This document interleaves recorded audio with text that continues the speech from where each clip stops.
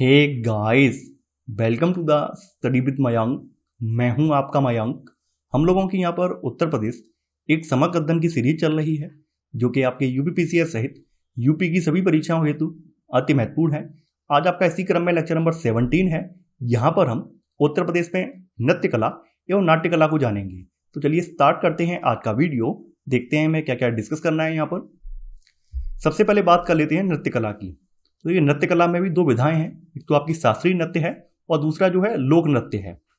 तो राज्य में शास्त्रीय नृत्य का विकास बाद में हुआ, लेकिन लोक नृत्य की जो परंपरा है ये काफी पुरानी है। यानी कहने का मतलब क्या है कि लोक नृत्य की परंपरा हमारे यहाँ काफी पुरानी है, जबकि शास्त्रीय नृत्य का जो विकास है वो हाल के 300-400 सालों के भीतर हुआ है।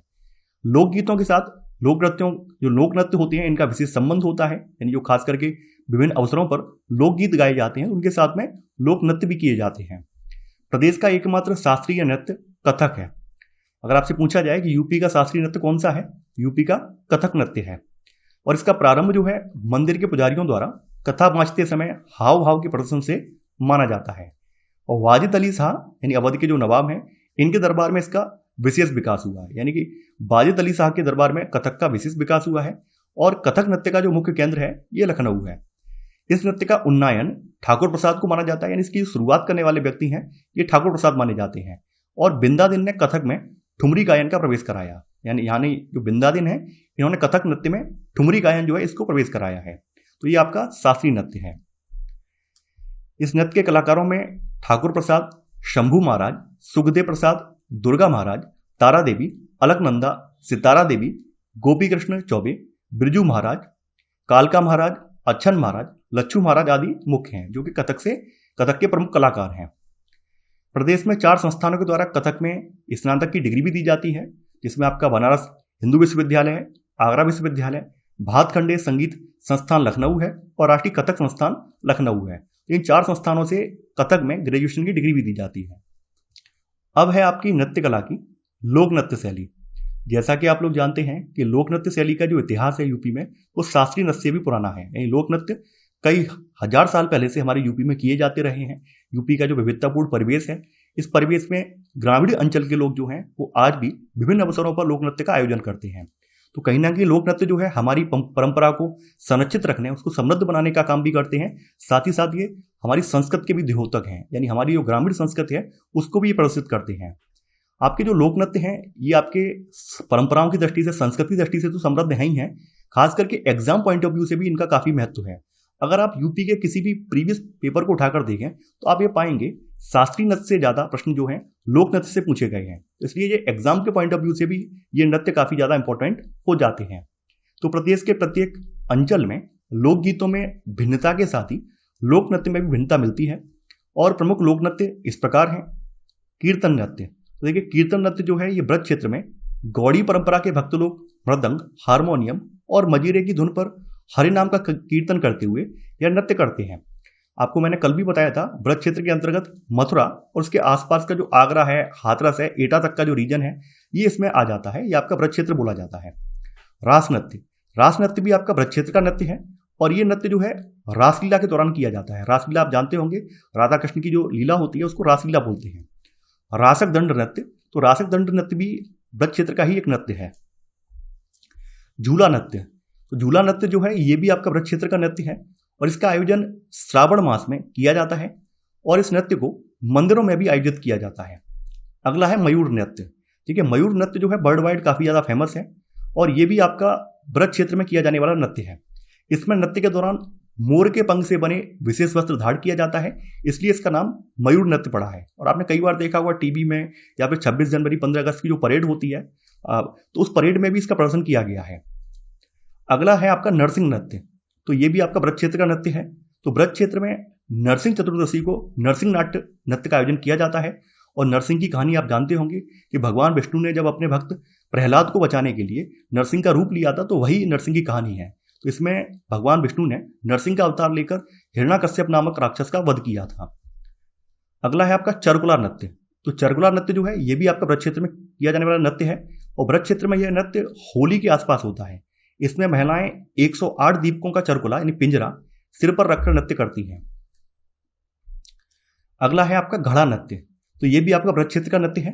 तो ब्रज क्षेत्र के लोगों के द्वारा किए जाने वाले इस नृत्य में बैलगाड़ी अथवा रथ के पहिए पर अनेक घड़े रखे जाते हैं और फिर उसे सिर पर रखकर नृत्य किया जाता है। तो देखिए मैंने एक साथ यहाँ पर ब्रज क्षेत्र के नृत्य लिख दिए हैं एक लाइन में। कीर्तन नृत्य, रास नृत्य, झूला नृत्य, मयूर नृत्य, नरसिंह नृत्य, चरकुला नृत्य, घड़ा नृत्य। तो ये आपके ब्रज क्षेत्र के नृत्य हैं।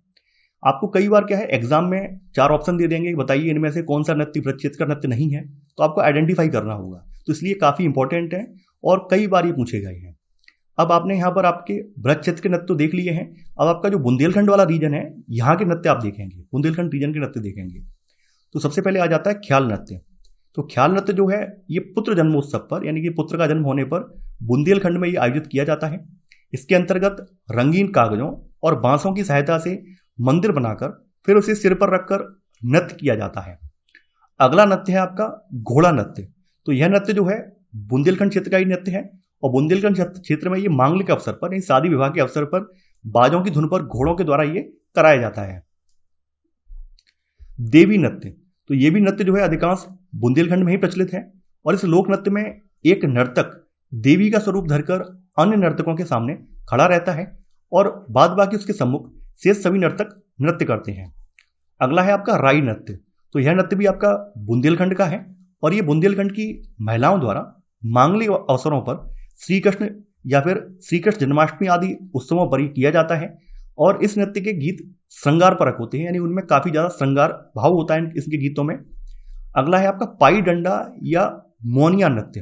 देखिए ये भी काफी इंपॉर्टेंट है। तो ये बुंदेलखंड में जो अहीर समाज है, तो अहीर समाज का एक पारंपरिक नृत्य है और इसे बुंदेलखंड का डांडिया भी कहा जाता है। यानी जो आपका पाई नृत्य है इसको बुंदेलखंड का डांडिया भी बोला जाता है। आप लोग जानते होंगे डांडिया जो है गुजरात का जो है पारंपरिक नृत्य है, गरबा, जिसमें आप गरबा या डांडिया जो कहते हैं, गरबा जो होता है उसमें डांडिया खेला जाता है, तो गुजरात का पारंपरिक नृत्य है। तो इसे जो आपका पाई या डंडा नृत्य है या मोनिया नृत्य है, इसको बुंदेलखंड का डांडिया भी कहा जाता है। इसमें नर्तक पारंपरिक परिधान में माथे पर मोरपंख और पट्टी तथा पैरों में घुंघरू बांधे एक दूसरे पर डंडे का प्रहार करते हुए नृत्य करते हैं, इसलिए इसका नाम पाई डंडा या मोनिया नृत्य पड़ गया है। अगला है आपका कानरा नृत्य। तो कानरा नृत्य भी आपका बुंदेलखंड का नृत्य है। तो बुंदेलखंड के धोबी समाज की स्त्री पुरुषों द्वारा विवाहोत्सव पर यह नृत्य किया जाता है। अगला नृत्य है आपका बरेदी या दीवारी नृत्य। तो देखिए बरेदी या दीवारी नृत्य जो है ये भी आपका बुंदेलखंड का नृत्य है। तो ब्रज की लट्ठमार होली की तरह बुंदेलखंड क्षेत्र में दीपावली के अवसर पर पूरी रात ढोल नगाड़े की धुन पर दीवारी गीत का गायन करते हुए यादव या बरेदी समाज के लोग विशेष वेशभूषा में पैरों व कमर में घुंघरू बांधकर मजबूत लाठियों का एक दूसरे पर प्रहार करते हुए दीवारी नृत्य करते हैं। देखिए यहाँ पर ध्यान देना, बरेदी या दीवारी नृत्य जो है ये दिवाली पर किया जाता है, जबकि ब्रज की जो लट्ठमार वाली परंपरा है ये होली पर है। लट्ठमार होली जो है ये होली के अवसर पर होती है। तो आपके बुंदेलखंड के नृत्य यहाँ पर दिए हुए हैं एक लाइन में। ख्याल नृत्य, घोड़ा नृत्य, देवी नृत्य, राई नृत्य, पाई डंडा या मोनिया नृत्य, कानरा नृत्य, बरेदी या दीवार नृत्य। तो ये आपके बुंदेलखंड के नृत्य, दीवारी नृत्य, ठीक है। अब इसके बाद आपके पूर्वांचल के नृत्य स्टार्ट हो जाते हैं। पूर्वांचल में आपका ये वाला पोर्शन आ जाता है। तो सबसे पहले होता है आपका धोबिया नृत्य।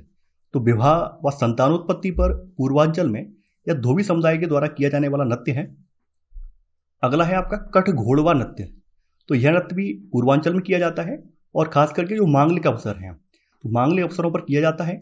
इसमें एक नर्तक अन्य नर्तकों के घेरे के अंदर कृत्रिम घोड़ी पर बैठकर नृत्य करता है। कहर उआ नृत्य। तो ये भी नृत्य जो है पूर्वांचल का है। तो पूर्वांचल में यह नृत्य अनेक शुभ अवसरों पर, जो खास करके जो कहार समाज है, कहार समाज के लोगों के द्वारा यह नृत्य किया जाता है। गोड़व नृत्य। गोड़व नृत्य जो है ये पूर्वांचल क्षेत्र का एक प्रसिद्ध लोक नृत्य है और इसमें बीच बीच में हर बोल बोला जाता है। नटवरी नृत्य। देखिए नटवरी नृत्य जो है ये नृत्य पूर्वांचल क्षेत्र के यादव लोगों द्वारा किया जाता है और ये भी काफ़ी फेमस है। जिस तरह से बुंदेलखंड का बरेदी या दीवारी नृत्य है या फिर पाई डंडा नृत्य है जो कि यादव समाज द्वारा किया जाता है, उसी तरह से नटवरी नृत्य जो है पूर्वांचल क्षेत्र के यादव लोगों के द्वारा किया जाता है। अगला है आपका नकटोरा नृत्य। तो ये भी पूर्वांचल का नृत्य है। तो पूर्वांचल में लड़कों के विवाह वाले घरों में बारात जाने के बाद उन घरों की जो महिलाएं हैं इनके द्वारा पुरुषों का वेश धारण करके रात भर हास्य परिहास युक्त नाटक व नृत्य किया जाता है। तो इसको नकटोरा नृत्य बोला जाता है। देखिए इस तरह की जो परंपरा है, इस तरह का जो नृत्य की परंपरा है वो देश के अन्य हिस्सों में भी है। पश्चिमी यूपी में इस तरह के नृत्य को खोरिया नृत्य बोला जाता है। नटुआ नृत्य, तो ये भी पूर्वांचल में किया जाता है। तो पूर्वांचल में नटुआ समाज के लोग द्वार द्वार जाकर यह नृत्य करते हैं और बदले में उन्हें अन्न, वस्त्र, पैसे आदि ये प्राप्त करते हैं। अगला है विदेशिया नृत्य। तो विदेशिया का मतलब क्या है? विदेश, मान लीजिए कोई व्यक्ति विदेश चला गया, विदेश का मतलब है अपना शहर छोड़ के किसी और शहर में या किसी और राज्य में कमाने के लिए गया हो, तो पूर्वांचल में उसका मतलब होता है विदेश गया है। तो यह पूर्वांचल का एक नाट्य प्रधान नृत्य है। इसमें विदेश जाते समय या विदेश चले गए पति के साथ पत्नी की भोजपुरी बोली में करुण एवं प्रणय वार्ता के दृश्य प्रस्तुत किए जाते हैं। तो यहाँ पर एक लाइन में पूर्वांचल के नृत्य दिए हुए हैं: धोबिया, कटघोड़बा, कहरुआ, गोड़ऊ, नटवरी, नकटोरा, नटुआ, विदेशिया। तो ये सभी आपके पूर्वांचल के नृत्य हैं। अब आपका अवध रीजन आ जाता है, यानी कि अवध का मतलब है लखनऊ और अयोध्या के जो बीच का क्षेत्र है, ये अवध रीजन बोला जाता है। तो अवध क्षेत्र में आपका जोगनी नृत्य आ जाता है। तो इस नृत्य को अवध क्षेत्र में विशेष करके रामनवमी के त्यौहार पर इसको किया जाता है। अगला है आपका फरवाई नृत्य। तो यह अवध क्षेत्र के अहीर समाज का प्रसिद्ध लोक नृत्य है, यानी कि जो आपका ये वाला जो नृत्य है ये अहीर समाज का एक लोक नृत्य है। अगला है आपका डेढ़िया नृत्य। तो डेढ़िया नृत्य जो है ये नृत्य अवध क्षेत्र का एक प्रसिद्ध लोक नृत्य है और यह नृत्य राम के लंका विजय के बाद वापस आने के पर स्वागत स्वरूप किया जाता है। तो जोगनी, फरुहाई, डेढ़िया ये सभी अवध क्षेत्र के नृत्य हैं। अब सोनभद्र और मिर्जापुर रीजन में जो नृत्य किए जाते हैं उनकी लिस्ट दी हुई है। शैला या शेरा नृत्य। तो सोनभद्र और मिर्जापुर के जो आदिम समाज हैं यानी जनजातियां हैं, इनके युवक कुछ प्रमुख अवसरों पर पैर में घुंघरू, कमर में मोरपंख व हाथ में डंडा लेकर यह नृत्य करते हैं। कर्मा नृत्य। तो सोनभद्र और मिर्जापुर के खरवार आदि आदिवासी लोगों के द्वारा खरीफ फसल बोने के बाद और होली के अवसर पर यह नृत्य किया जाता है। अगला है ठडिया नृत्य। तो सोनभद्र आदि जिलों में संतान की कामना पूरी होने पर यह नृत्य जो है सरस्वती के चरणों में समर्पित होकर किया जाता है। इसको जो है ठडिया नृत्य बोला जाता है। अगला है आपका चौलर नृत्य। तो यह नृत्य भी आपका मिर्जापुर सोनभद्र रीजन में इनके जिलों में यह नृत्य अच्छी वर्षा और अच्छी फसल के लिए किया जाता है। ढरकहरी नृत्य। तो यह नृत्य जो है सोनभद्र की जो जिले की जो जनजातियां हैं इनके द्वारा किया जाता है। इसमें जानवरों के सींग लगे वाद्य यंत्र बजाकर यह नृत्य किया जाता है। अब है आपका नाट्य कला यानी नाटक कला। तो इसकी भी दो विधाएं हैं, शास्त्रीय नाट्य और लोक नाट्य। तो यहाँ पर हम लोग शास्त्रीय नाट्य पहले देखेंगे। तो आधुनिक शास्त्रीय हिंदी रंगमंच का जनक वाराणसी के भारतेंदु हरिश्चंद्र को माना जाता है।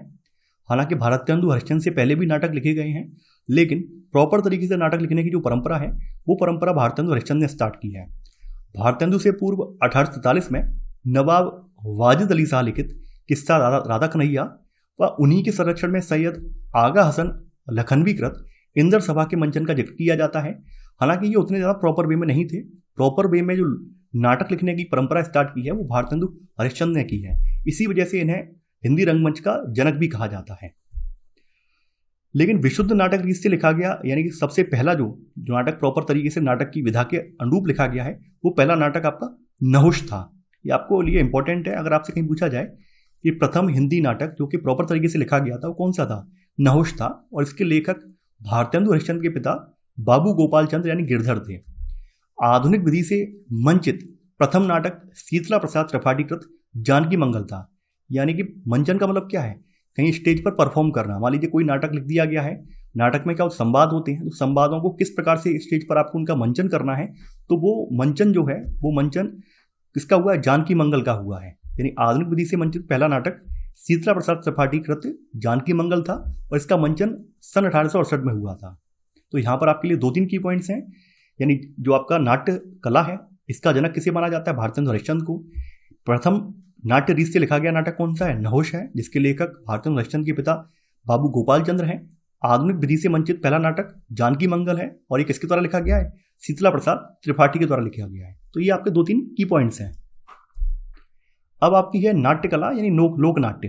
तो आपने ये तो शास्त्रीय नाट्य देख लिया। देखिए शास्त्रीय नाट्य में ही यहाँ पर एक लाइन लिखी हुई है, नाट्य कला के उन्नयन के लिए 1963 में उत्तर प्रदेश संगीत नाटक नाट्य भारती या संगीत नाटक अकादमी लखनऊ की स्थापना की गई। ये बात मैं आपको कल वाले वीडियो में क्लियर कर चुका हूँ। अब है आपका लोक नाट्य। तो आपके प्रदेश में लोक नाट्य की एक जो भी परंपरा रही है वो काफ़ी समृद्ध परंपरा रही है। और ये लोक नाट्य जैसा कि आपके लोक गीत थे, लोक नृत्य थे, उसी तरह से लोक नाट्य भी आपके यूपी के विभिन्न रीजन्स में, विभिन्न क्षेत्रों में अलग अलग किए जाते हैं। नागर सभा, भरथरी, स्वांग, सपेड़ा, रावला, गुलाबो सिताओ, पुतलू नाट्य, ख्याल, स्वांग भगत, नौटंकी, विदेशिया, रामलीला, रासलीला आदि प्रदेश के प्रमुख लोक नाट्य हैं। हालांकि इनमें से अधिकांश जो लोकनाट्य हैं ये 20वीं सदी के एंड तक इनकी जो परंपरा है विलुप्त हो चुकी है। इनमें से कुछ लोकनाट्य हैं वो आज भी बदस्तूर जारी हैं। तो अब रामलीला, रासलीला और नौटंकी ही प्रदेश के प्रतिनिधि लोकनाट्य के रूप में अभिहित किए जा सकते हैं, क्योंकि वर्तमान में इनका ही प्रचलन ज़्यादा है। बाद बाकी जो लोकनाट्य हैं, जैसा कि मैंने बताया कि 20वीं सदी तक आते आते इनकी जो करने की परंपरा थी वो विलुप्त सी हो गई। लोग इनको करने वाले लोग थे, उनका रुझान इनके प्रति धीरे धीरे घटता चला गया। तो अभी आप प्रेजेंट में रामलीला, रासलीला और नौटंकी का प्रचलन देखेंगे।